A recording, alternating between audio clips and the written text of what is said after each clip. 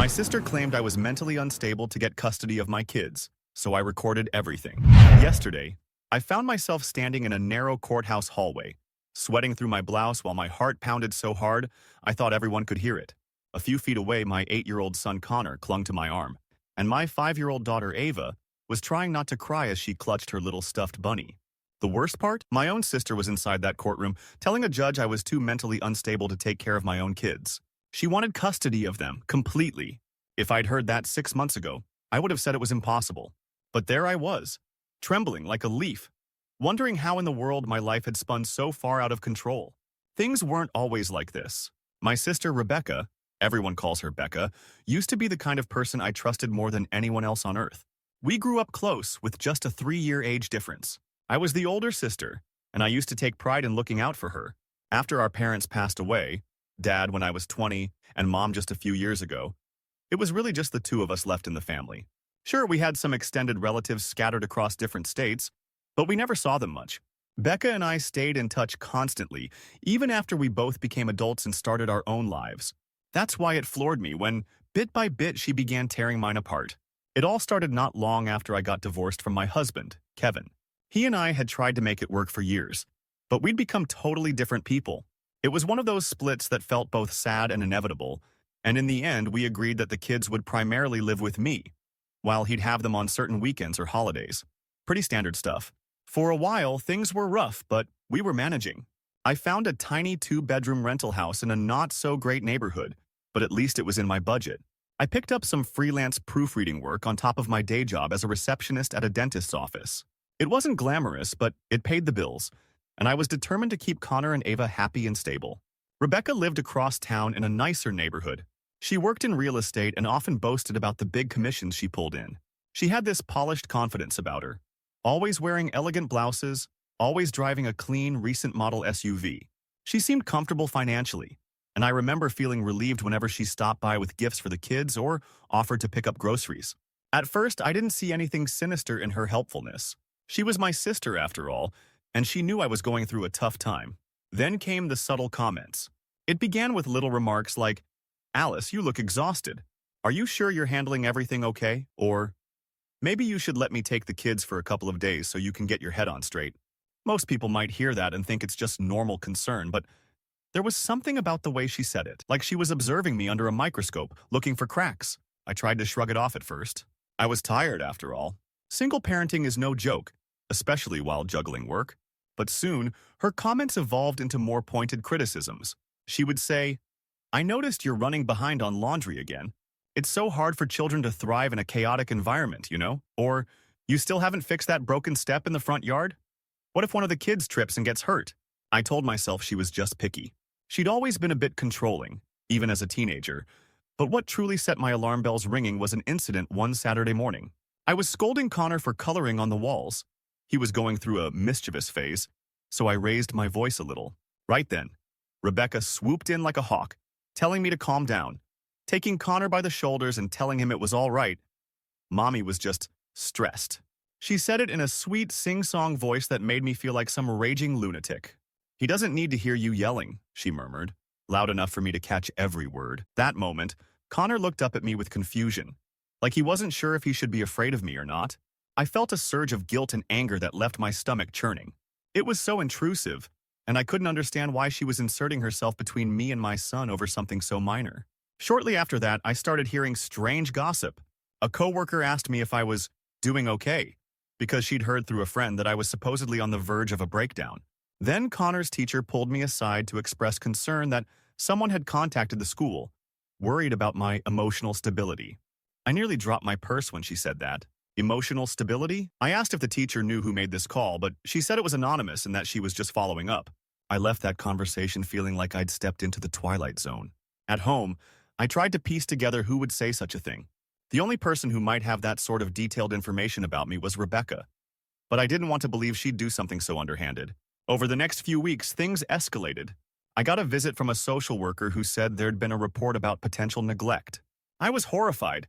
She came into my little rental house, walked around, asked a million questions about how I managed schedules for the kids, how I handled discipline, whether I'd ever sought counseling for stress. I tried to answer calmly, even though my heart was ready to burst out of my chest. The social worker looked around, saw that the kids seemed fine, and politely left, but she also told me, "We might follow up again." That follow-up threat hovered in the back of my mind like a constant storm cloud. I confronted Rebecca one night, furious and still shaking from the adrenaline of the social worker's visit.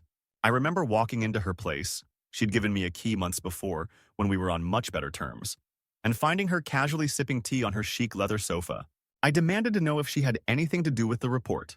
She put on this wide-eyed, innocent expression. "Alice, of course not. How could you even think that?" she said. But her voice was as fake as a plastic smile. I knew her well enough to recognize when she was lying. When I pressed further, she changed tactics, claiming she was just trying to ensure the kids were safe, in case I was dealing with depression. I practically sputtered in disbelief, telling her I was doing just fine, that I didn't appreciate these unsubstantiated rumors. She only shrugged and replied, "I'm sorry you feel attacked, but if you'd let me help more, we wouldn't be in this situation." That night, I vented to my best friend, Lori. She'd known both me and Rebecca since high school. Lori wasn't shocked. She said she'd always thought Rebecca had a controlling streak. She advised me to keep my cool, do everything by the book, and consider keeping records of my interactions with Rebecca in case things got worse. At the time, I didn't grasp how bad it could actually get. I figured maybe if I kept the house pristine and minded my temper carefully, there would be no more fuel for my sister's claims. But then I noticed Rebecca would drop by unannounced, always with her phone in hand. She'd snap pictures of harmless little messes, like a pile of laundry on the couch or unwashed dishes in the sink. She started hinting to the kids that mommy needs rest, as though I were physically or mentally incapable of taking care of them. Whenever I told her to stop butting in, she'd act offended, saying I was being overly sensitive. It was a nightmare. She positioned herself as some saintly aunt, swooping in to save the children from a mother who was allegedly unstable. I started losing sleep, worrying about what she'd do next. My biggest fear was that she'd try to leverage the rumors and get Child Protective Services involved again. The stress made me short-tempered, which ironically only fed her narrative. It was at that point I took Lori's advice seriously. I bought a small digital recorder and started documenting every interaction I had with Rebecca. I kept my phone's voice recorder running whenever she was around, and I also made detailed notes in a little journal about what she said, how the kids reacted, how I responded.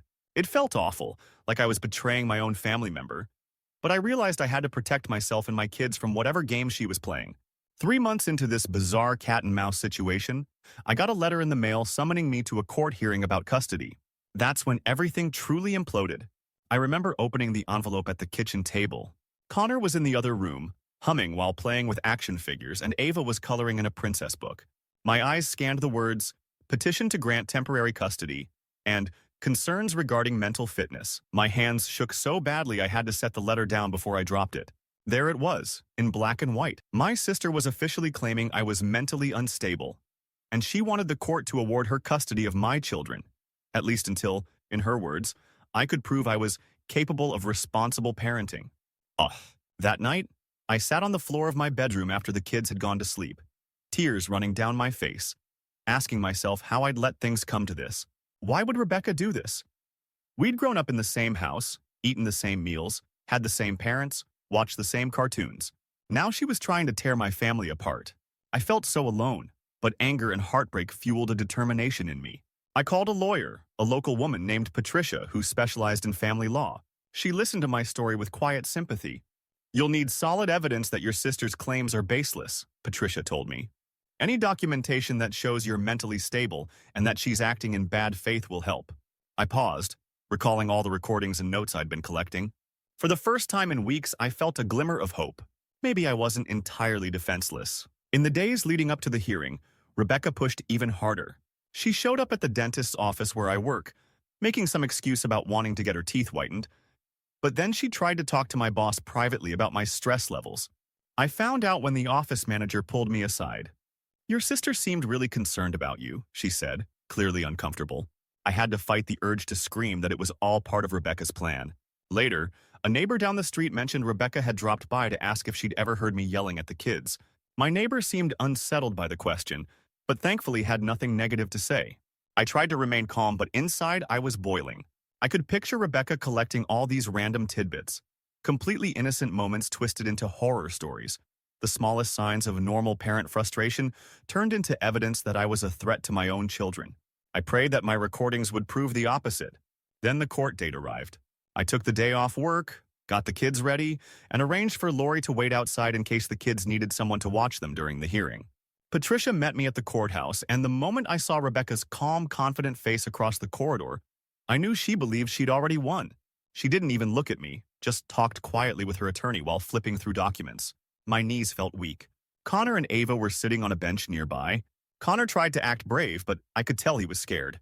Ava, clutching her stuffed bunny, looked like she might cry at any moment.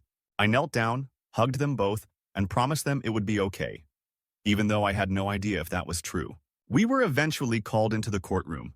The judge was a middle-aged man with a tired expression, and he asked Rebecca's side to speak first. Her attorney laid out a narrative of a mother who was overwhelmed, financially unstable, and emotionally erratic. Rebecca then spoke in a voice so gentle it made me sick. She claimed I had bouts of uncontrollable anger, that I neglected the kids' hygiene and nutrition, that she was deeply worried for their safety. She cited witnesses who had supposedly observed my unstable behavior. She made references to times I'd cried during my divorce or raised my voice when the kids misbehaved. The more she talked, the more I wanted to scream. But I reminded myself that we had a plan. When Rebecca finished, the judge turned to me. My lawyer stood up, introduced me formally, and explained that I had evidence to present that would refute my sister's claims. Then came the moment of truth. I handed over a USB drive containing audio recordings, along with transcripts I'd prepared.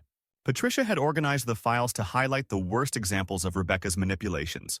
Recordings where she was goading me into an argument, or where she was coaching the kids to say they felt Mommy was sad all the time, even though it was clear from context they were just repeating her words. There was even a recording of her bragging on the phone to a friend about how she'd convinced a social worker to keep an eye on me. As each clip played, I watched the judge's expression shift from neutrality to concern, and finally to disapproval, though this disapproval was directed at Rebecca, not me. She glanced around, squirming in her seat, her normally poised face growing red. Her attorney tried to object, saying these recordings were taken without consent, but Patricia calmly pointed out that our state's laws permitted one-party consent for audio recordings in situations like these. The judge allowed the recordings and they spoke volumes. In one particularly damning moment, Rebecca's voice was heard saying, "Once I have enough on Alice, the court will see she's unfit and I can take the kids. Someone has to protect them." There was no mention of genuine love, just a calculated plan to take them. When that clip finished playing, the courtroom was eerily silent. The judge leaned forward, eyes narrowed, and asked Rebecca to explain. She stumbled over her words, saying she only wanted what was best for Connor and Ava, but the damage was done. Patricia then presented evidence of my stable employment. Rent receipts showing I never missed payments, a letter from Connor's teacher praising his progress. We had pediatric records showing the kids were healthy and well cared for. Meanwhile, the proof Rebecca had brought consisted mostly of anecdotal tales, out-of-context photos of messy rooms, or short audio snippets that didn't hold up when we listened to the full conversation. After reviewing everything, the judge made his ruling. He saw no grounds to grant Rebecca custody. He stated that the petition was without merit, based on manipulated evidence, and that there was a pattern of behavior suggesting Rebecca had maliciously tried to undermine my role as a mother. I swear, in that instant, I felt like my heart started beating again for the first time in weeks. It was as though a giant boulder had been lifted off my chest. I glanced at Connor and Ava. Connor's eyes were wide, and Ava seemed to sense the relief in the air. Rebecca and her attorney stood there, speechless. The judge dismissed her petition and warned her that any further attempts to file false claims could result in legal repercussions for her. We walked out of the courthouse and I nearly collapsed onto a nearby bench with gratitude. Connor and Ava hugged me, and I let out the tears I'd been holding back. Patricia patted my shoulder, congratulating me on staying calm through the whole ordeal.